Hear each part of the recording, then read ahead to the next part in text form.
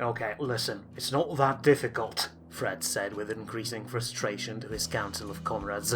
Yes, it's not easy to fit our various citizens into a single vehicle, but we can't just use those buses I've seen in the capital so many times. Surely you've seen them as well since you walked there, right? So what's the problem? His comrades replied by looking slightly confused, until finally Comrade 1 said, "Well, we never really had a reason to take public transport to work. We all live in the ministry main building." Makes sense, all for efficiency and all that, Fred said, surprised by the fact that he was no longer surprised. But you haven't always been working for the ministry, right? So at least some of you must have taken a bus before. Then he realized that, in this last sentence, he said something that confused the comrades even more. "It's not actually true," Comrade 1 replied. "All of us were in the ministry from the very first day of our lives. We were all born, or hatched in my case, or carved in Comrade 3's case, in Human Resources Department. Well, all of us except Comrade 5, since he is from another ministry, but I believe he was there for a while as well. He just sort of appeared one day, from what I've heard." "They built Ministry of Post-Mortem on my cairn," Comrade 5 said informatively, sipping on some nondescript grey-coloured tea. "But it was all a misunderstanding, and the minister himself was very polite about the mix-up, so I decided to stay and see what all the noise was about." "Yes, well, I'm sure it was an honest mistake," Fred said, lying. "But never mind that. Buses, that's the topic we're talking about right now. You haven't seen it, so let me quickly describe them. You basically use a bunch of compartments. The first one, near the driver, is for the Frostlanders. Mostly because they tend to be the best and most cautious drivers themselves. They have to be, coming from a place of eternal snowstorm when you can't see anything. Then, to separate it, we drop a compartment for everyone else, as humans, deadlanders, golems, and, well, everyone else. And then in the back, next to the engine and the radiator, which are always hot as hell— oh, pardon the comparison, Comrade 7. Comrade 7 nodded his crimson-coloured head and tipped his bowler hat, revealing, just for a second, his horns. "No harm done. Come on, slip of the tongue," he said with a fanged smile. "Anyways," Fred continued, "we put a compartment for the Firelanders and Devils like Comrade 7 here at the very back, reducing the risk of someone accidentally melting or evaporating from bumping into a wrong person. It works for the capital, so it surely will work for us as well." "Very efficient indeed. You have proved once again that you are the right man in the right place, Mayor. All that is left is to plan the route and we can begin." "I already did that. It's not that complicated, just set up a route to pick people up, then get them to work and then back. Was just about to go around and plant some markers for Mr. Pernicle to drop some proper stops so that people wouldn't have to wait in the rain. I swear it never rained so much here before." It's probably nothing but some unfortunate coincidence, I'm sure of it," Comrade 1 said, lying. "But that is a perfect idea that you have. You can set up the markers while Mr. Pernicle gets to work on setting up a proper garage." Mr. Pernicle screeched in response, in what was presumably pain. His work really never ended, and Fred wondered, not for the first time, if comrades ever allowed him to sleep. You could almost feel bad for the chained wizard, if not for the memory of that demonic invasion he unleashed. Some community service was the least he could do now to repay it. So, without paying much attention to the shackled demonologist, Fred started to put on his coat, to which Comrade 1 replied with complete amazement. "What are you doing, Mayor?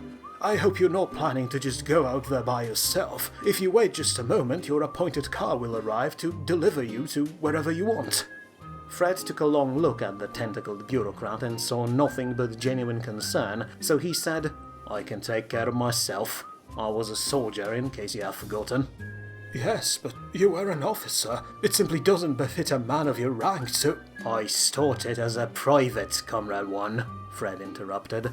"Got to the colonel because I was good at putting holes in demons, so no need to worry about me. And besides, you know I'm from the working class, right?"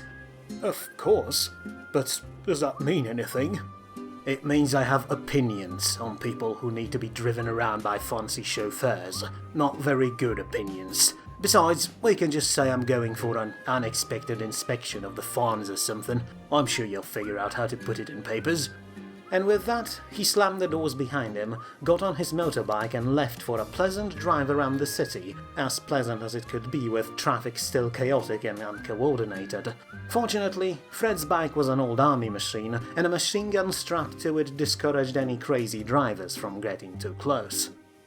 He began by driving around the Hive district itself, surprised by just how crowded it became over just few months. Citizens of all shapes and sizes moved around their business and, much to Fred's surprise, they were generally all behaving politely towards each other. So politely, in fact, that local police department was bored out of their minds and solved that problem by fining anyone they could find for everything they could pit on them.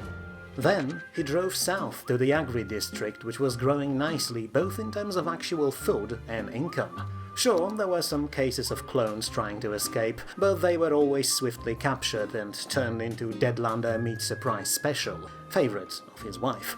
Aside from that, those weird bulbous tentacle plants got infected by something once and laid eggs that spawned some outlandish 14-legged arachnid monstrosities that briefly stopped production around the place, but the ethereal army finally managed to fight them off, and the soldiers were more than happy to have something to do, other than talking to earthworms. Then, finally, Fred ventured east, into newly constructed Merchant Zone. These places were always common in the Empire, composed of businesses owned by people from outside of the actual city. It was growing very quickly, so quickly, in fact, that Fred was slightly suspicious about it, but he could not deny that having access to goods from all across the Empire and other planes made his life a lot more comfortable. He even took his wife shopping there once, but she was less than amused by his idea of buying a cat girl from one of the southern merchants. But fortunately, he managed to placate her by taking her to a newly opened Deadlander forge and getting her the largest halberd they could find. She was so excited about it that she didn't even notice that he actually bought a cat girl. Not a real one though, but a lovely figurine, which he then placed amongst several others in his office, while Comrade 2 was staring at him with nondescript look on her face. Fred tried to show her the rest of his collection, but she had some other things to do and excused herself. Somehow it always happens to him, but he still enjoyed his little collection anyway. But back on topic. Then, Mayo did a loop along the highway and returned to the Hive district, placing the last few of the markers and then checking on the new bus garage, where several Frostlanders were already giddy with excitement to get behind the wheel, much to dismay of Fred, who realized he would now have to pay them. Still, with a job well done, he returned back home, still occupied by bureaucrats during the day, and reported his successful mission. "Splendid!" Comrade 1 clapped his rubber hands together with a wet slurping noise. "A man of action and initiative indeed. But we were not sleeping either, Mayor, and we've managed to identify another way of making our city even more profitable. In fact, we have a sample of it right here with us. Care for a drink to toast it?" Fred was a bit surprised when a tentacle extended and handed him a cup of something glistening. It seemed oily black, but at the same time, if you swished contents of the cup around a bit, it turned gold and silver and once very deep crimson. It smelled nicely though, so he took a large swig. This is amazing," he said, his eyes glowing gold and silver and crimson as well. "I don't think I've ever tasted something so delicious in my life. What is this?" "Blood," Comrade 1 said, and then took cover as the drink was spat all over the room. Fred turned around and picked up a phone to make an appointment with a doctor, but a tentacle was placed gently on his shoulder. "It's not anything unhealthy, Mayor. Let me finish. This thing is freshly distilled and processed saint's blood." "The what now?" Fred asked, wiping himself down, angry about the oily stuff that was now staining his walls. He should be a lot more angry, but he still could not deny that it was the best drink he ever had in his life. "Come on, Mayor, surely you know about the saints." And indeed, Fred knew about them. It was hard not to, living in a place where they lived before, not to mention that in most places, you just had to take a look outside of the window to see what they left behind. For the saints, as Fred was taught in school many years ago, were original inhabitants of this place, creatures so large that, when they died, their bones formed entire mountain ranges. As to why they died though, well, As was said, this was once their world, and when humans first settled it, they worshipped the saints as divine protectors, while saints themselves, being peaceful and ponderous beings, generally left humans alone. This continued for a while, until one day Deadlanders arrived from their own place, took one look at the lumbering, colossal beasts, and completely lost their minds. Deadlanders lived for combat, and their warlord said, quote, "Hot damn, I never killed something so bloody large in my entire bloody life. Sick 'em, lads!" And, together with his troops, started hunting the saints. You'd think humans would try to help their divine protectors, but by then the colonists grew too wary of sharing the world with massive behemoths, and so forged an alliance with the Deadlanders, an alliance that lasts to this very day, and joined their campaign. It was all a foregone conclusion by this point. Sure, the Saints had size on their side, but if Deadlanders know one thing, they know how to kill, and 2 centuries later every single giant was slain, and human colonists could expand once again. Though then they encountered another problem in form of the void across the ocean, something that, no matter how they tried, they could not deal with. Even Deadlanders decided to stop trying to kill the void and moved their hunt somewhere else. But while all that was common knowledge, all that talking about blood was new to Fred, who did not hesitate to ask, and Comrade 1 was more than eager to explain. That is something that we can use to bolster our finances even more, by selling something that literally everyone will want to buy. Sorry to dampen your spirits, but I'm honestly unsure why anyone would like to buy bodily fluids of some long-dead leviathans. I'm sure it may be a dip one thing, but the rest of us probably don't care. And that's where you're wrong, Comrade 1 beamed. because we're not just selling blood, but a processed concentrate mixed with oil. Fred once again took a look at the cap he held in his hand and, very carefully, pushed it away from himself. Right, so I not only drank some rancid ancient blood but oil as well? I'm not a golem or automaton, Tentacles. I don't need to be refueled. It's Comrade 1, if you don't mind.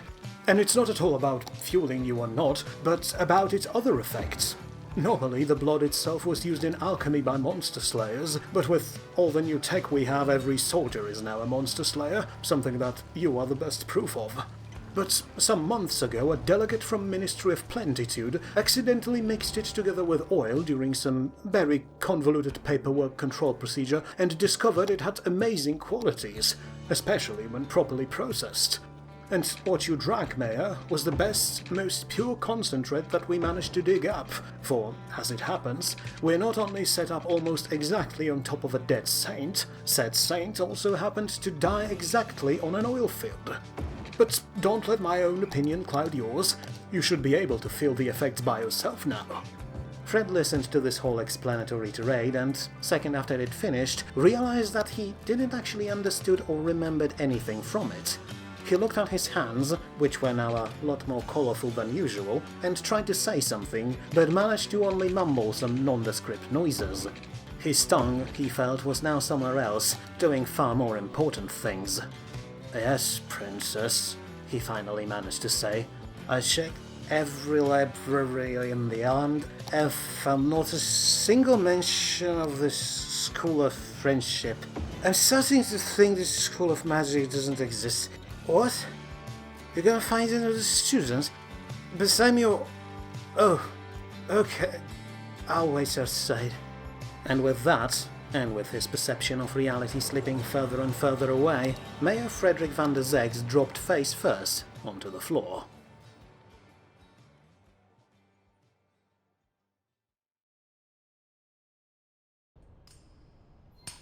Come in. Cadet van der Zeggs, come in. Are you still there? Yes? Ah, good. I was afraid you were gone for good after that blast. Now get back to base immediately, Cadet. We're getting swarmed around here. Wait, I'm not a cadet, I'm a colonel. Ha! You wish, kid. If you won't get your ass in gear, the only thing you'll be is a corpse floating in the void. Now get moving and join the rest of our squadron. Wait, what? How do I... Where even am I? Oh, fuck. That blast must have knocked some screws loose in that blockhead of yours, Cadet. We're in system F-037, and the locals are not at all happy about Commonwealth moving into their turf, so they sent a strike force to blow our outpost to shit. We have to hold on until Manticore gets here, so get bloody going. And don't tell me you don't know how, just grab the controls and let the muscle memory do its thing. Sure. I mean, yes, sir. Right, now, how do I... Whoa! This thing is fast. And good thing it is, because here come the locals. Blast every single one of them you see. Ice Queen and her fleet are not far away. Aye, aye. Damn, maybe I really know what to do. But wait, Command, why are we even fighting these people? Oh, fuck. Are your neural links malfunctioning, Cadet? We're fighting because they attacked us. We came here, put in an outpost, and kindly asked them to join the Commonwealth. They, without any kindness of their own, told us to go fuck ourselves and ate our ambassador. The Chancellor took it personally, and now we're here. Now stop with the questions and blast them for Star's sake. Wait, no. God damn it, this isn't right again. You shouldn't be here, Fred. Oh, well, you should be, but you shouldn't. Look, I'll explain in a second. Now, let's do this.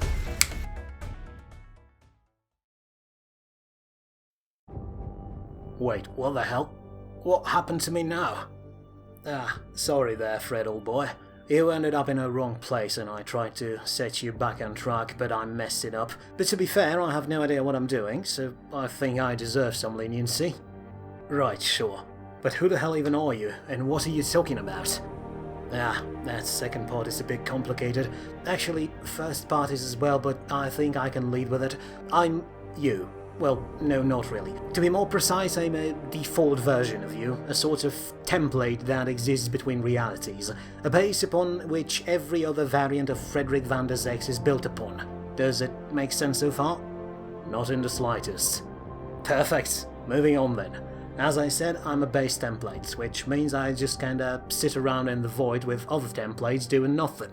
But then you decided to play around with some shady drinks that kicked you out of your own timeline directly into another one, and about 100 others in the meantime, but you should only remember 1 or 2 of them anyway. Human brain isn't really trained to deal with so many realities. I tried to pull you back into your own reality, but whatever you drank made you zip around like a kindergartner on sugar rush and crack through every dimension in existence. Fortunately, that space bit got your attention for more than a few seconds, so I managed to track you down and pull you out to, well, here. Great. That void doesn't look much like my own, though. We'll get to that. For now, you're in my place, where all defaults spend their time. I had to stop you from jumping through every single parallel universe first, so you may as well wait here for a moment. You say that, but I don't feel like I've been in many places. I can only remember the clunky space bit. Aye, because there are so many worlds out there that you are simply unable to process most of them. There's always some version of Fred and everyone else out there, but the planes they inhabit can be a lot different from the one you used to. There are Freds out there with more or less dimensions than you have, and so when you jumped into them, even for quite a while, your three-dimensional brain simply shut itself off. And believe me, I'm not exactly the smartest template out there, so it took me quite a while to find you once you went blank.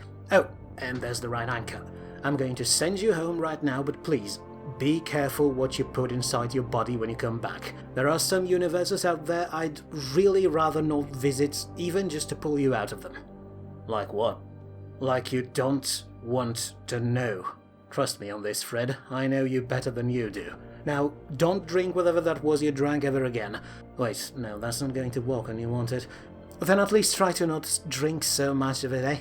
For your own mental health, and kindly do not mention me to others. I have a feeling your bureaucratic friends would probably find a way to tax me and all other versions of us now that they knew.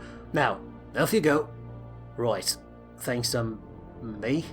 Don't mention it. Sending you now. And there he goes, spiraling back into his timeline. Ah, shite, it seems there's some dimensional barnacle attached to him now. Ah, I'm sure it will sort itself out.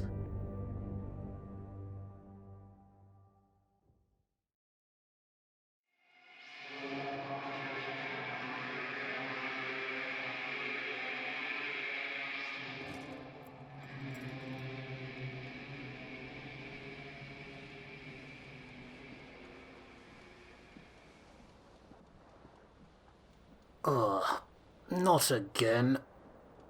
Oh shit, sorry, wrong timestamp. That bit already happened to you after the war, right? Sending you back to the correct timeline now. Be careful out there, and drop the booze, you goddamn alcoholic.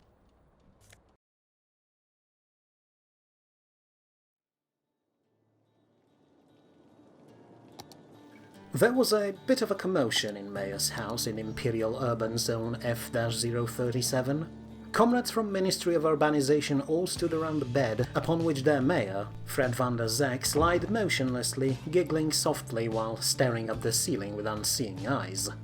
"Oh dear, I think we gave him a bit too much of it," Comrade 1 said, trying to rub away a painful bruise on his rubbery face. Mayor's wife, a Deadlander lady with many scars on her grizzled face, was not exactly happy to hear that her husband was drugged by his technical subordinates, and showed that disapproval in the most physical way possible.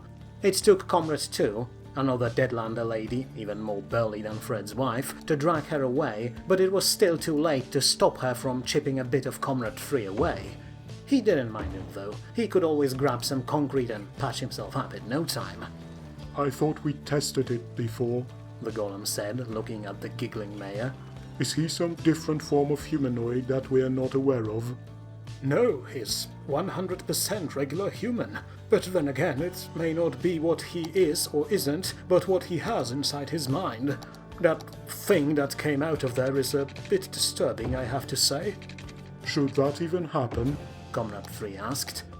"Well, yes, at least that's what I understood from the notes, but now that I saw that thing, I'm not sure. Oh, wait, he's coming too. Mayor, can you hear me?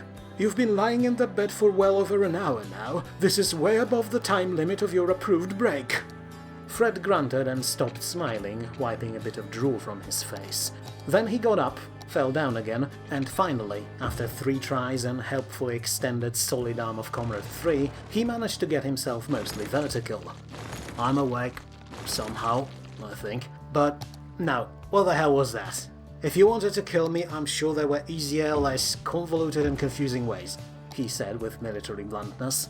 "I wouldn't dream of it, sir." Comrade 1 seemed genuinely terrified by the idea. "I merely wanted to present the newest export product of our city, but it turns out I gave you pure concentrate, which is about 100 times more potent than what it should be. For a moment there we were afraid that we accidentally kicked your soul out of your body." Fred shook his head. He wanted to say something, but warning of his template still reverberated in his ears, so he just said, "Nah, I just had a wild dream is all. But, no offense, but how exactly is this supposed to be something we could sell? If people want to go into a coma and have nightmares, they can always sort it out with good old-fashioned alcoholism." To that, Comrade 1's eyes sparkled like freshly minted gold coins. "Ah, you only say that because you overdosed, Mayor. But the real goal of this drink is to push someone's imagination to the limits and, for a while, send them directly into the world of their own dreams. Surely you can see how people would line up to get even a sip of it." For a moment, Fred wanted to remind Comrade 1 that nightmares were also dreams, but decided against it. The Deep One seemed to be so into that idea that he simply couldn't shoot it down without feeling bad. "Besides," Tentacled Bureaucrat continued, blissfully unaware of Fred's reservations, "now that we know it's not deadly even when consumed in overwhelmingly large doses, we simply must sell it to the public. Doing otherwise would violate the middle way." And once again, Fred could not disagree, not when this unwritten first rule of the Empire was mentioned. The middle way was the reason his homeland prospered and expanded even when the rest of the world suffered from economic downturn, and so ignoring it was simply unacceptable in any polite company. And fortunately it was not difficult to remember, as middle way tenets could be summarized in 3 short points. 1. Don't commit. 2. Learn where the profits are. 3. Once you know where the profits are, then commit. It was that mindset that allowed the Empire to have such a good relations with denizens of other places, because it did not matter who or what they were. If there was money to be made, it was the duty of every Imperial citizen to jump at the opportunity, thus establishing largest dimensional trade network in the known world. And yet, despite all that, something seemed to gnaw at Comrade 1. "Well, to be fair, there is one matter that may be a bit dangerous. You see, the idea is that this drink can not only send you to your dreams, it can also make bits of it real, even if just for a while. And, well, after seeing the thing that your mind created, I'm not sure it's a good idea to bring more of them around." "Thing? What thing?" Fred asked, confused, and then looked where Comrade 1 was pointing with his rubbery arm. Salutations! I'm a magical horse, here to deliver wacky jokes, crazy hijinks, break the fourth wall, and generally be a comic relief character much needed in this sad day of bureaucracy. I live with you now! Fred shook his head, clearly having problems trying to process this obnoxiously colourful small creature, but before he could do or say anything, the main door to his home opened and a beam of scorching blue light swept in, scorching the unwanted visitor within an eye blink, turning it into a small pile of ash. No, you silly horse. You don't live here. This is not your reality. A figure said from the doorway, in a voice that sent shockwaves through all of Fred's counselors, who turned towards the new guest in unison. Ah, so it's you. Comrade 3 began. I would say it is a pleasure to see you, but that would be a lie. Been a while since I smelled the unmistakable mask of a traitor, Comrade 5 added, his skull vibrating with hidden anger. Comrade 2 said nothing, but she simply rolled up her sleeves and grabbed her largest sword. So nice to see you missed me. Apologies for this intrusion, but you just so happened to create a bit of unnecessary work for me. So, kindly let me get to it. I'm here to conduct a reality check.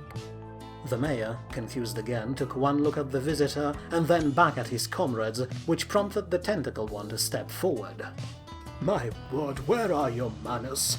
I swear I teached you better than that, he said to the visitor, and then turned to Fred and added, This is our mayor, Colonel Van der Zex. Mayor, this is our former colleague. I'm sure he has some fancy new title, but for the purposes of this conversation, he is Comrade 4. Comrade 2 swinged her blade in the air menacingly, and even calm and polite Comrade 3 cracked its stony knuckles. Oh bother, Fred thought. It seemed some drama was about to unfold. If only, he added deep in his mind, if only it could not happen in the middle of his goddamn living room.